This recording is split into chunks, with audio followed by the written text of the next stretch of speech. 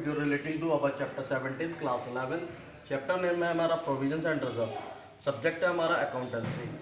In last video हमने पढ़ा था chapter number 14 about the trial balance and their errors. ठीक है, trial balance and their errors में हमने सारा पढ़ा था और उसका हमारा वो चैप्टर ओवर हो गया। अब हम यहाँ पर नया चैप्टर स्टार्ट करेंगे। नया चैप्टर है हमारा चैप्टर नंबर 17। इस चैप्टर में हमने क्या किया है, इस चैप्टर में हमने इसकी थ्योरी ऑलरेडी आपको सेंड कर दी थी और आपका थ्योरेटिकली इस चैप्टर को हमने कंप्लीट करा दिया था। अब यहाँ पर एक्सप्लेनेशन पार्ट चल रहा है। यहाँ पर हम केवल इस चैप्टर में उसी थ्योरी को एक्सप्लेनेशन पार्ट में लेकर के चलेंगे। तो सबसे पहले हमारा आता है पॉइंट आता है हमारा कि meaning of provisions. What is the meaning of provisions? Provisions exactly क्या है? तो यहाँ पर क्या कह रहा है कि provision according to the Companies Act the terms provision refers to the any of the following amounts। यह कहने का मीन सिंपल से क्या है कि on the provisions means a provision is an amount set aside meet a future expenses or losses whose exact amount in uncertain according to the Companies Act 2013। कहने का means क्या है कि प्रोविजंस मीन्स हमारा सिंपल सा कि वो प्रावधान, वो अरेंजमेंट जिसका बारे में हम कुछ भी नहीं जानते हैं। ठीक है, जिसकी हमें कोई भी नॉलेज नहीं है कि कब कौन सा कहाँ पर क्या एक्सपेंसेस या क्या लॉसेस हमें वेयर करने पड़ेंगे या कौन से एक्सपेंसेस हमें वेयर करने पड़ेंगे। ठीक है, उनके बारे में हमें कोई भी प्रॉपर नॉलेज नहीं है, उनके बारे में हम कुछ भी नहीं जानते हैं, लेकिन हमें उनके लिए अरेंजमेंट करके रखना पड़ेगा। अगर हम उनके लिए अरेंजमेंट करके नहीं रखेंगे तो उस कंडीशन में जो भी इफेक्ट पड़ेंगे वो हमारे किस पर इफेक्ट पड़ेंगे? वो ओवरऑल इफेक्ट पड़ेंगे हमारे बिजनेस की कैपिटल पर। तो क्या करते हैं कि जब भी इन द ईयर्स जो भी हमें प्रॉफिट होता है उस प्रॉफिट का हम कुछ ऐसा अरेंजमेंट करते हैं कि वो प्रॉफिट का हमारा एक प्रॉपर यूटिलाइजेशन हो सके। प्रॉपर यूटिलाइजेशन से मीन्स यहाँ पर क्या है कि हम उस प्रॉफिट को इस तरह से अरेंजमेंट करके रखते हैं कि वो प्रॉफिट हमारे एक्सपेंसेस, अगर फ्यूचर में अनसर्टेन कुछ चीज़ें होती हैं, जो कुछ सर्टेन चीज़ें होती हैं, कुछ अनसर्टेन चीज़ें होती हैं। अनसर्टेन में हमारी वो सारी चीज़ें आती हैं जिनके बारे में हमें नॉलेज नहीं होती है पहले से, मगर वो इन फ्यूचर हैपेंड होंगी। इसके लिए हम क्या करते हैं, एक आइडिया लगा करके कुछ अमाउंट प्रॉफिट में से असाइड कर लेते हैं, उसको एक तरफ निकाल कर रख लेते हैं। ठीक है, तो जिसके बेसिस पे हमें क्या होगा, जिसके बेसिस पे हमारा बिजनेस में अगर कोई भी एक्सपेंसेस या लॉसेस वगैरह होंगे ऑल सर्टेन, तो उन एक्सपेंसेस और लॉसेस को हम कंप्लीट कर सकते हैं। ठीक है, इसमें कह रहा है a provision means any amount of retained by the way of the providing of the depreciation है। जैसे अब इसमें एग्जांपल्स उन्होंने क्या कह रहे हैं, renewal of the assets and the value of assets retained by the way of providing the known as liabilities which the amount can not be determined the कि एग्जैक्टली हमें कितना अमाउंट रिक्वायर्ड होगा for the expenses of the these things. जो भी हमारी चीज़ें हैं उनके लिए हमें कोई भी एग्जैक्टली पता नहीं है कि क्या हमारा एक्सपेंसेस वगैरह बन कर आएंगे। कहने का मीन्स यहाँ पर क्या है कि हमारा जो प्रोविजन है, सिंपल सा अगर हम इन शॉर्ट कहें तो प्रोविजन मीन्स सिंपल सा कि वो सारे एक्सपेंसेस जिनके बारे में हमें नॉलेज नहीं है, जिनके बारे में हम कुछ भी नहीं जानते हैं, तो फिर भी हमें उनके लिए एक प्रावधान बना करके रखना पड़ेगा, एक प्रोविज़न बना करके रखना पड़ेगा कि जिससे कि इन फ्यूचर अगर कोई भी चीज़ हैपेंड होगी, कोई भी ऑल सर्टेन कोई भी चीज़ आती है, तो उस चीज़ को हम इजीली मैनेज कर सकें, उसका इफेक्ट हमारी कैपिटल पर ना पड़े। ठीक है, तो क्यों अगर उन सारी चीज़ों के लिए प्रोविज़न करके नहीं रखेंगे, चीज़ों का अरेंजमेंट करके नहीं रखेंगे कि इन फ्यूचर ये सारी चीज़ें हो सकती हैं, उनका अरेंजमेंट करके नहीं रखेंगे, तो उस कंडीशन में क्या होगा, उस कंडीशन में वो इफेक्ट हमारी कैपिटल को डालेंगी। कैसे हमारी कैपिटल को इफेक्ट डालेंगी? क्योंकि उसके केस में क्या होगा, हमारी कैपिटल ऑलमोस्ट इफेक्टेड करेगी। क्यों? मान लो हमारी मशीनरी ख़राब हो जाती है। जब मशीनरी अगर हमारी ख़राब हो जाएगी तो मशीनरी के रिपेयर या रिन्यूअल के लिए या मशीनरी को रिप्लेस करने के लिए हमें क्या करना पड़ेगी, एक पर्टिकुलर अमाउंट की रिक्वायरमेंट होगी, तो उस अमाउंट का अरेंजमेंट हमें करना पड़ेगा। तो कहने का मीन्स यहाँ पर क्या है, अगर हमने किसी को गुड्स वगैरह किए, हमें किसी भी वे में लॉस हो जाता है। ठीक है, मान लो एक पर्सन को हमने गुड्स सोल्ड किया था। ठीक है, अब वो जो गुड्स हमने उसको सोल्ड किया है तो उसने क्या किया, हमें अमाउंट नहीं पेड किया। ठीक है, वो हमारे लिए क्या बन गया, बैड डेट्स बन गया। लेकिन अगर हम उसको मैनेज करना चाहते हैं, उस ईयर में हम उसको मेंटेन करके रखना चाहते हैं, तो उस कंडीशन में हमें क्या करना पड़ेगा, वो उस लॉस को रिकवर करना पड़ेगा। और उस लॉस को रिकवर कहाँ से करेंगे, हम अपनी प्रॉफिट से रिकवर करेंगे। तो इसलिए हम क्या करते हैं, जब भी ईयर में के एंड में जब हमारे पास में प्रॉफिट होता है तो उस प्रॉफिट का हम बहुत सारी जगह पर यूटिलाइज कर लेते हैं। किस तरह से, अलग अलग चीज़ों के लिए वो उस प्रॉफिट को असाइड कर लेते हैं। मतलब ओवरऑल प्रॉफिट हम बिजनेस से बाहर नहीं निकालते हैं, उसमें से हम क्या करते हैं, उस प्रॉफिट में से जितना मान लो 1 लाख रुपए का हमें प्रॉफिट होता है, ठीक है, तो इस 1 लाख के प्रॉफिट में से हमने मान लिया कि हमारा जो लॉसेस वगैरह के लिए या प्रोविजंस के लिए हमने क्या किया, प्रोविजंस के लिए हमने 20,000 निकाल कर रख लिए, ठीक है। इसके लिए उसके लिए रिजर्व्स के लिए हमने 20,000 निकाल कर रख लिया, ठीक है। लाइबिलिटीज़ के लिए हमने 20,000 लाइबिलिटीज़ पेड कर दी। इस तरह से हमारे जो जितने भी चीज़ें होती हैं सर्टेन एंड अनसर्टेन, जो कि जिनके बारे में हमें नॉलेज होती है या फिर जिनके बारे में हम कुछ भी नहीं जानते हैं, ठीक है, जो जिनके बारे में हमें नॉलेज है वो तो हमारी सर्टेन होगी, जिनके बारे में हमें कुछ भी नहीं पता वो हमारी अनसर्टेन होगी। ऑल सर्टेन हमारी वो सारी चीज़ें हैपेंड होंगी। तो जो ऑल सर्टेन हमारी चीज़ें हैपेंड होंगी तो उनके बारे में हमारे पास भी पहले से आइडिया नहीं है कि how much the money required for the uncertain expenses या अनसर्टेन लॉसेज। कितने भी हमारे अनसर्टेन एक्सपेंसेज या अनसर्टेन लॉसेज हैं उनके लिए कितनी हमें मनी रिक्वायर्ड होगी, ये हमें पता नहीं है। तो उसके लिए हमें क्या करना पड़ेगा, हमें उनके लिए पहले से अरेंजमेंट करके रखना पड़ेगा। तो वो कहलाता है हमारा प्रोविजंस एंड रिजर्व्स का पार्ट बन जाता है, ठीक है, जिसमें हमारी सर्टेन और अनसर्टेन दोनों पार्ट आ जाते हैं। कुछ हमारी लाइबिलिटीज होती हैं जो ड्यूरिंग द ईयर होती है, कुछ हमारी वर्किंग कैपिटल होती है जिसके लिए हमें रिक्वायरमेंट होता है। ये सारा पैसा निकाल दिया तो इसके बाद में हमारे पास में ओवरऑल एक्सपेंसेस हो गए, प्रॉफिट हमारा एडजस्टमेंट हो गया 80,000 का, रिमेन बचा हमारा 20,000। उस 20,000 को हम अपने बिजनेस से निकाल लेंगे। तो कहने का मीन्स क्या है कि ये हमारा पार्ट बन जाता है meaning of provisions. Meaning of provisions means अभी मैंने एक्सप्लेन किया था कि वो सारी चीज़ें जिनके लिए हम कुछ प्रावधान करके रख रहे हैं, कुछ अरेंजमेंट करके ऑलरेडी रख रहे हैं, वो काम हुआ नहीं है, उससे पहले ही उनके बारे में सोच करके उनका अरेंजमेंट करके रख रहे हैं। अब देखो इसके नेक्स्ट पॉइंट है हमारा एग्जाम्पल्स ऑफ प्रोविजंस। प्रोविजंस के एग्जाम्पल्स क्या है, जैसे अभी मैंने एक एग्जाम्पल दिया था कि एक हमारा डेटर है, एक पर्सन को हमने गुड्स सोल्ड किया था क्रेडिट पर, ठीक है। अब वो किसी रीजन से हमारा वो गुड्स हमने उसको सोल्ड किया था 2,000 रुपीज़ का, ठीक है। अब उस कंडीशन में क्या है कि वो हमारा जिस पर्सन को हमने गुड्स 2,000 रुपये का गुड्स सोल्ड किया था वो हमारा पैसा रिटर्न नहीं कर पा रहा है। जब वो हमारा पैसा रिटर्न नहीं कर पाएगा तो उस कंडीशन में हमारा क्या होगा, वो हमारा लॉस बन गया।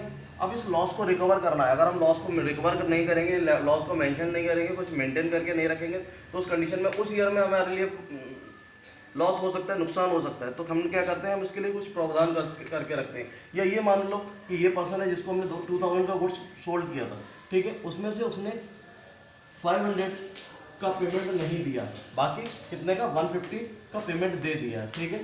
ये पेमेंट नहीं दिया, हमारा 2,000 हमें उससे रिक्वायर्ड था, उसमें 500 पेड नहीं किया, 150 पेड कर दिए, 1,500 पेड कर दिए, ठीक है।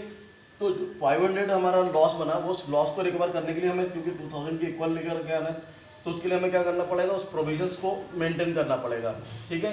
जो हमने प्रॉफिट असाइड किया था फॉर द प्रोविजंस, वो उस प्रॉफिट में से हम क्या करेंगे, उस 500 को निकाल लेंगे और यहाँ पर यूटिलाइज कर देंगे, ठीक है।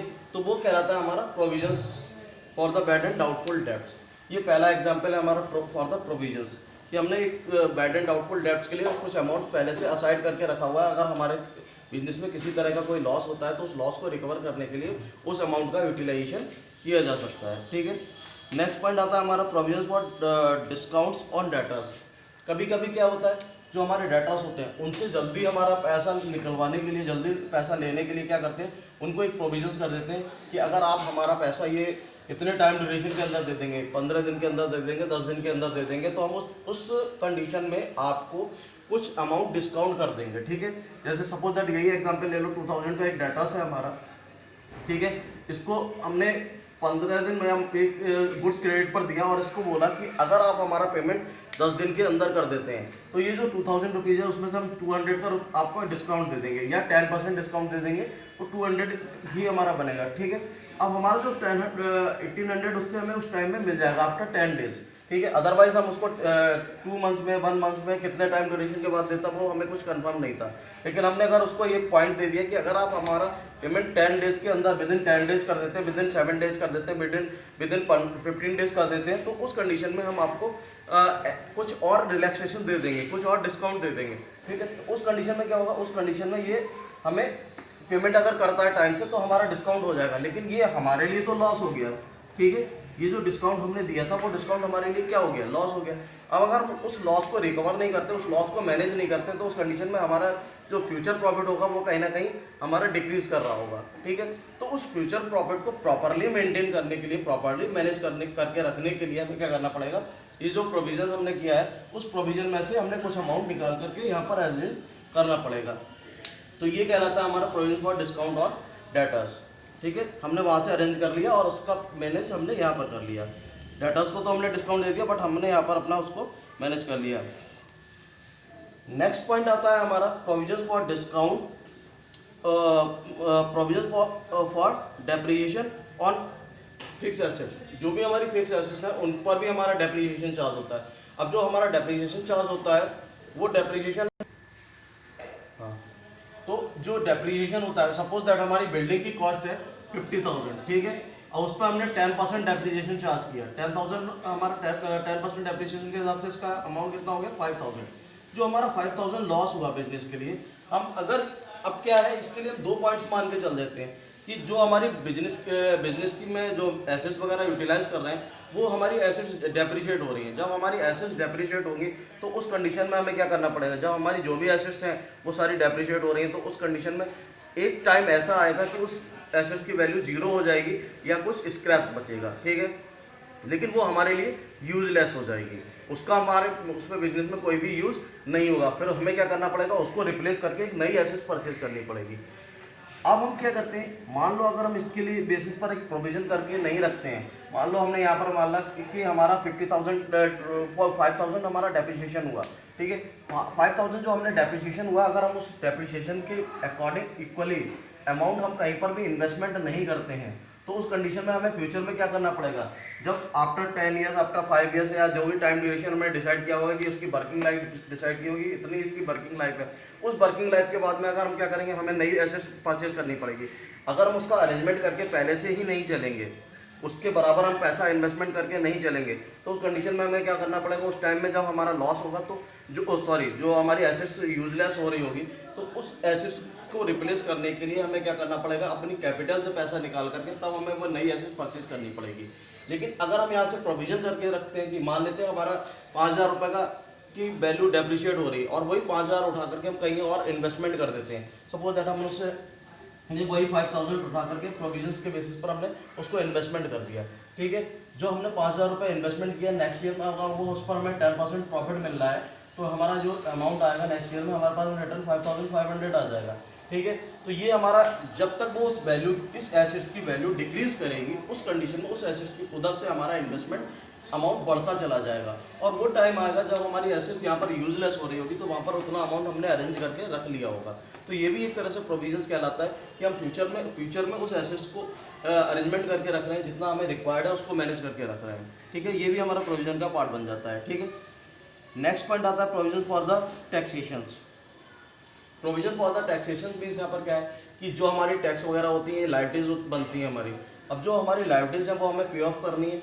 अगर हम वो टैक्स वगैरह हमारी या तो प्रॉफिट में से या हमारा क्या नाम है उसमें से निकाल कर के देते हैं, टैक्स वगैरह हम पे करेंगे किस में से, अपनी कैपिटल से पेड करेंगे, तो उस कंडीशन में हमारी कैपिटल क्या होगी, डिक्रीज कर रही होगी। जब तो हमारी कैपिटल डिक्रीज कर जाएगी, एक टाइम ऐसा आएगा कि हमारी टोटल कैपिटल 0 हो जाएगी, तो उस कंडीशन में हमारे पास में हमने क्या करा कि हम उसके लिए भी एक प्रोविजन बना करके रख रहे हैं कि जो भी टैक्सेशन वगैरह हमें पे ऑफ करना है, जो हमें हमारी लाइबिलिटीज बनेगी, जो हमारा इनकम टैक्स बनेगा, वो टैक्स को पे करने के लिए हमारा जो भी प्रॉफिट हो रहा होगा उस प्रॉफिट में से कुछ अमाउंट निकाल कर साइड कर देंगे, ठीक है। तो वो हमारा टैक्सेशन में यूज़ कर लिया जाएगा।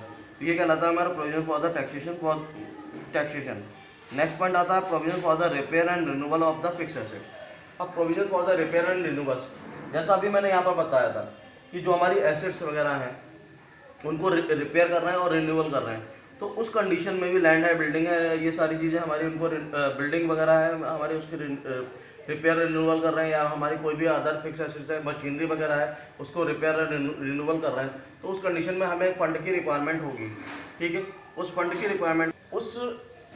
रिक्वायरमेंट को फुलफिल करने के लिए हमें क्या करना पड़ेगा, उस फंड की रिक्वायरमेंट को फुलफिल करने के लिए हमें इस तरह से चीज़ों को अरेंज करके रखना पड़ेगा कि जब भी हमें पैसे की रिक्वायरमेंट हो तो हम अपनी कैपिटल को इफेक्टेड ना करें। सिंपल सा कहने का मीन्स क्या है कि यहाँ पे प्रोविजन से सिंपल सा मीन्स अगर हम अपने आप में समझने की कोशिश करें तो कहने का मीन्स यहाँ पर क्या है कि प्रोविजन मीन्स सिंपल सा कि arrangement of the amount for the utilization of the uncertain expenses और अनसर्टेन लॉसेज। जो भी हमारे अनसर्टेन एक्सपेंसेस और अनसर्टेन लॉसेज है, उन अनसर्टेन एक्सपेंसेस और अनसर्टेन लॉसेज को फुलफिल करने के लिए हमें इस तरह का प्रोविजन करना पड़ता है। ठीक है, ये कहलाता है हमारा प्रोविजन फॉर द